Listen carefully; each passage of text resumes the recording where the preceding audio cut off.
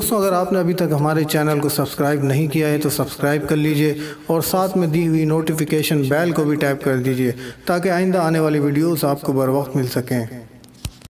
औज़ु बिल्लाहि मिनश्शैतानिर्रजीम बिस्मिल्लाहिर्रहमानिर्रहीम सल्लल्लाहु अला नबिय्यिल उम्मी व आलिहि सल्लल्लाहु अलैहि वसल्लम सलातु व सलामुन अलैका या सय्यदी या रसूलल्लाह। अस्सलामु अलैकुम व रहमतुल्लाहि व बरकातुहू।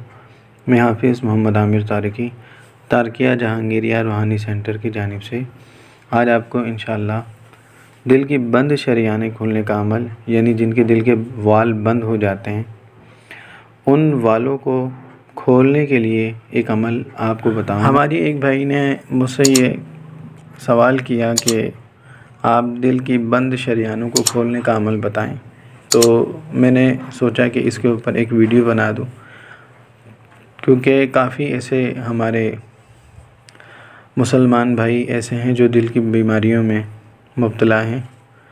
तो ये तमाम लोगों के लिए मैंने सोचा ये इस मौजू पर वीडियो बना दूं ताकि तमाम लोगों को इससे फ़ायदा हासिल हो।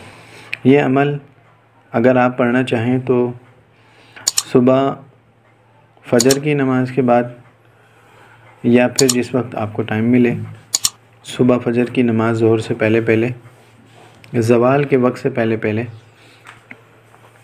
और रात को इशा की नमाज़ के बाद फ़जर से पहले पहले आप इस अमल को पढ़कर पानी पे दम करके पी लें।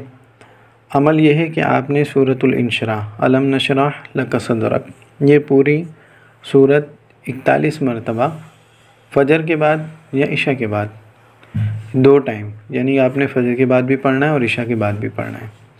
और अगर हर नमाज के बाद इसको 11 मरतबा पढ़ लें तो फिर भी इसका वही फ़ायदा होगा। यानी आप दोनों में से कोई एक अमल कर सकते हैं, फ़जर के बाद भी पढ़ सकते हैं, इशा के बाद।